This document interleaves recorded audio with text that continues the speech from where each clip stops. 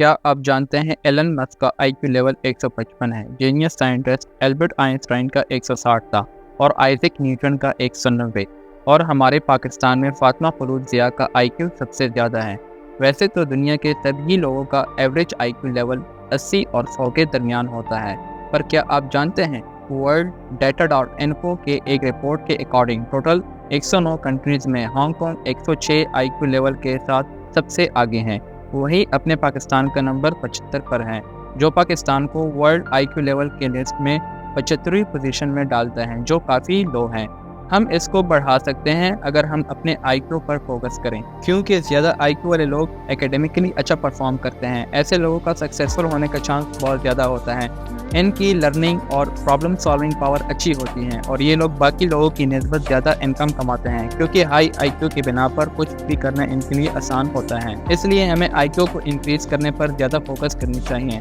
तो अगर आप अपने आईक्यू को बढ़ाना चाहते हैं तो इस वीडियो को लाजमी पूरा देखें। और ये आईक्यू एग्जैक्टली होती क्या है और हम इस आईक्यू को कैसे बढ़ा सकते हैं, तो आइए जानते हैं। Hello everyone, this is doctor Shahid. Welcome back to our channel. तो आईक्यू का मतलब है इंटेलिजेंस क्वोशिएंट। ये एक नंबर होता है जो दिखाता है कि आप कितने इंटेलिजेंट हैं। इंटेलिजेंस से मुराद बिल्कुल ये नहीं है कि आप कितनी चीज़ों को याद रख सकते हैं, बल्कि इससे मुराद ये है कि आप कितनी नई चीज़ों को सीख सकते हैं। आईक्यू टेस्ट ऐसे डिज़ाइन किए गए हैं जिसमें इंटेलेक्चुअल फंक्शन जैसे logical reasoning, problem solving skill, mathematical aptitude, factual reasoning, verbal comprehension और मेमोरी को बरत सकते हैं। इस आईक्यू के कॉन्सेप्ट को सबसे पहले एल्बर्ट पाइनेट और थियोडोर साइमन ने 20वीं सदी में इंट्रोड्यूस करवाया, ताकि ऐसे बच्चों का पता लगाया जा सके जो दूसरों बच्चों की निस्बत कमजोर होते हैं। अब हम किस तरह से अपने आईक्यू लेवल का पता लगा सकते हैं, तो इसके लिए एक सिंपल फार्मूला है।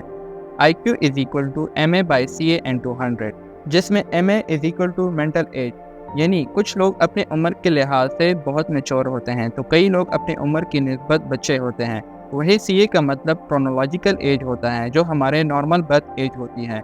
पहले ये तस्वर था कि जब इंसान अडल्ट हो जाता है तो उसका आईक्यू फिक्स हो जाता है, लेकिन अब न्यूरोप्लास्टिसिटी से ये वाज़ेह है कि इंसान जब चाहे अपने आईक्यू को बढ़ा सकता है। अब न्यूरोप्लास्टिसिटी का ये मतलब होता है कि हमारा ब्रेन अपने न्यूरॉन में चेंज कर सकता है। इस डिस्कवरी के अकॉर्डिंग जो हमारे ब्रेन का ग्रे मैटर है, जो हमारे control movement, memory, logical reasoning और इमोशन के लिए रिस्पॉन्सिबल है, वो वक्त के साथ एक्सपेंड और श्रिंक हो सकता है, जैसा कि हमारे मसल के साथ होता है। इसी तरह अगर हम अपने ब्रेन का यूज़ नहीं करेंगे तो वक्त के साथ न्यूरॉन डैमेज हो जाते हैं और हमारी मेमोरी अफेक्ट होने लग जाती हैं, और इसी के साथ हमारे कॉग्निटिव फंक्शन भी कमज़ोर हो जाते हैं।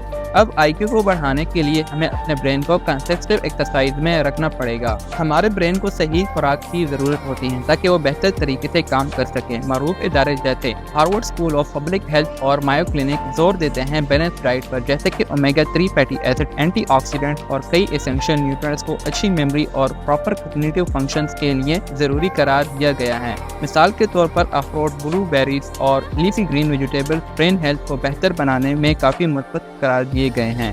बाकायदा फिजिकल एक्सरसाइज आपके जिस्म के लिए ही नहीं बल्कि आपके दिमाग के लिए भी मुफीद होती है। कैम्ब्रिज यूनिवर्सिटी और नेशनल इंस्टीट्यूट ऑफ एजिंग के रिसर्च के मुताबिक एरोबिक एक्सरसाइज जैसे कि रनिंग, स्विमिंग या साइकिलिंग न्यूरोप्लास्टिसिटी को बढ़ाती हैं और हमारे ब्रेन में हाइपोकैम्पस, जो यादाश्त और सीखने के लिए मुंसलिक हैं, एक्सरसाइज बढ़ाती हैं।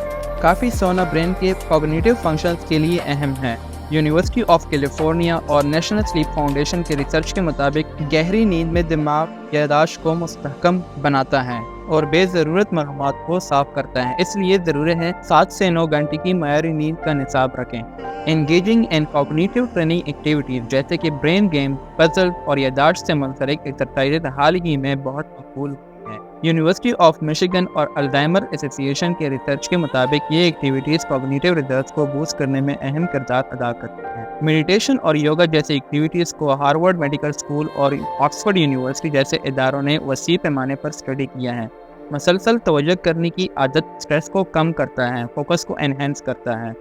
हाल ही में स्टैनफोर्ड यूनिवर्सिटी और Max Planck Institute for Human Development जैसे इदारों ने लीव स्किल्स को सीखने पर जोर दिया है और रिसर्च के मुताबिक बताया है कि इससे हमारे न्यूरल कनेक्शंस को बढ़ने में मदद मिलती है।